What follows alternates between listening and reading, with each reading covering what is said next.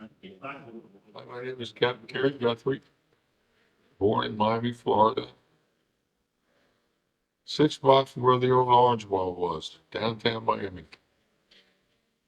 Uh, First of all, my family is a fishing family forever. The fishing in my family, my father's great grandfather was a whaler off the coast of North Carolina.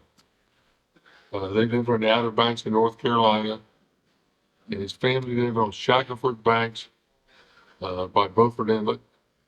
And a hurricane in the late 1800s wiped out everything they had, and they lost a lot of the family.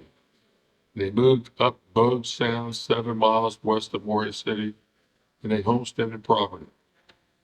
My dad's father back then was a scalloper. They dreads for scallops, and my dad grew up with him, and eventually moved to Florida and started fishing on the west coast of Florida, mullet fishing out of Englewood, Florida, which is just south of Sarasota. Then he had an uncle that was a commercial fisherman in Miami. He begged my dad to come over there. So my dad and mom took the boat to Lake Okeechobee, and which would have been about 1933, 34. They got to Moore Haven, and they were putting a lock in Moore Haven in the Lake Okeechobee. So he couldn't go through, so they told my dad to stay there overnight, which they did.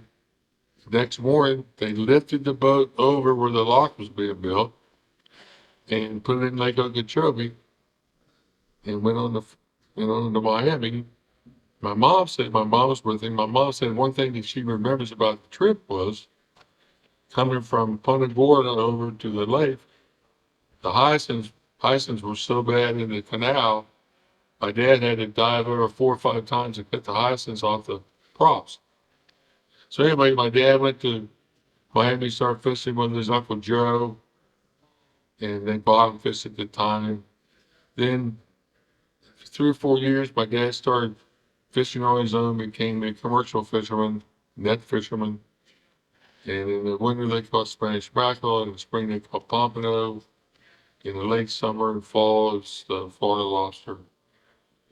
So then when my dad got older, by then he had fished 20 years doing that, 25 years.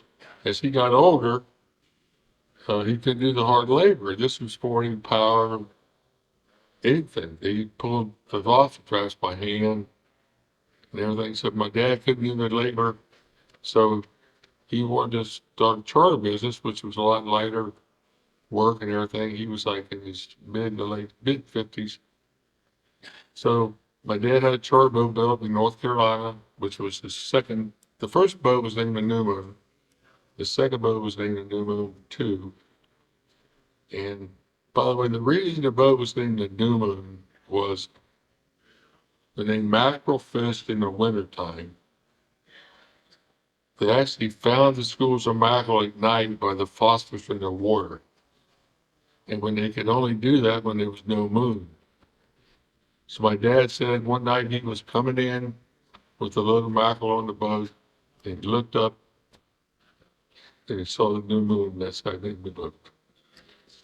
And so anyway, then he had the charter boat built. And at the time I was in 10th grade, and we actually moved to the Florida Keys for 6 months or so. And in that summer, my dad took the charter boat to Morehead City, his original home, and we fished out of there that summer. And when he came back, Hurricane Donna had hit. 1960 wiped out everything we had in the Keys.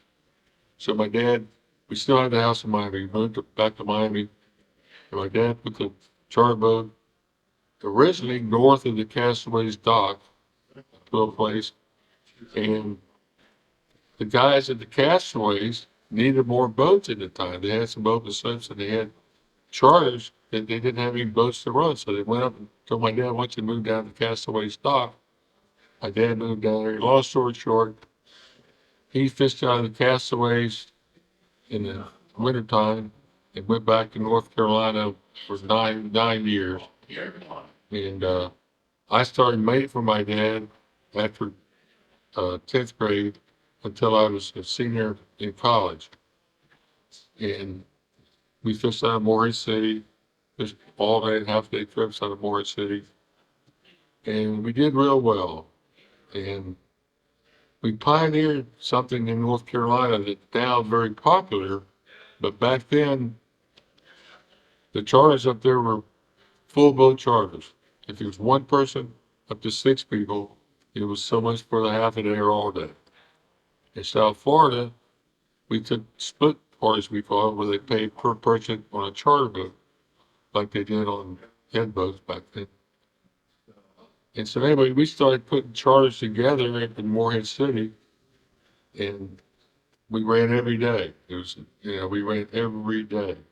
Now, if you go on the websites of all the marinas up there, Oregon Inland Fishing Center, Hatteras, the first thing on there, we make a split charter. My dad and I were the ones that pioneered that in North Carolina. First ones we did it.